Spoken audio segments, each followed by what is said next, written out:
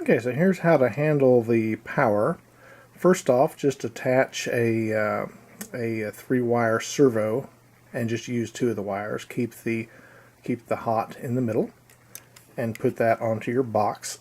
Now you'll see on the box here there's a little bit of a logistics problem. A little bit wide is touching the treads. We'll figure that out later. So what I did is I just took some AA batteries, and then what I did is I just soldered across the leads and then kind of hot glued them a bit and then taped them up and then put the servo lead on the end of that just to kind of work it for now. And you'll see basically the same thing. Neutral on the side, hot in the middle. And I put the 3M lock on there.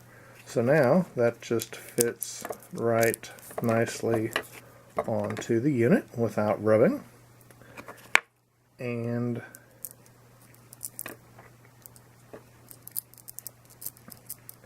the breadboard fits right on top of there. Okay, and there's the breadboard on top of the battery.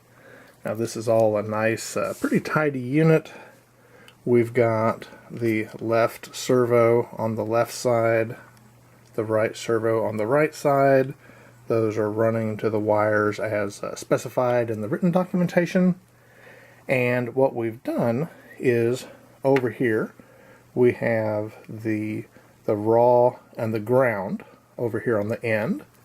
And when we plug into the USB, we take our servo power off of here so that it's not regulated down to the lower voltage than what the servo likes.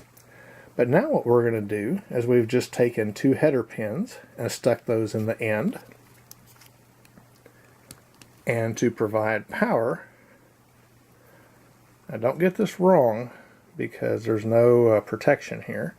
We see there's ground and raw, and we've got red and black there, and we're just going to stick that right on there, and now we have a self-powered unit that'll run. If we want to turn it off, just pull it out.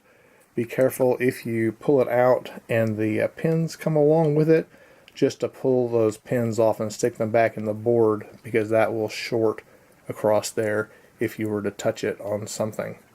So that's basically how we get the battery portion going.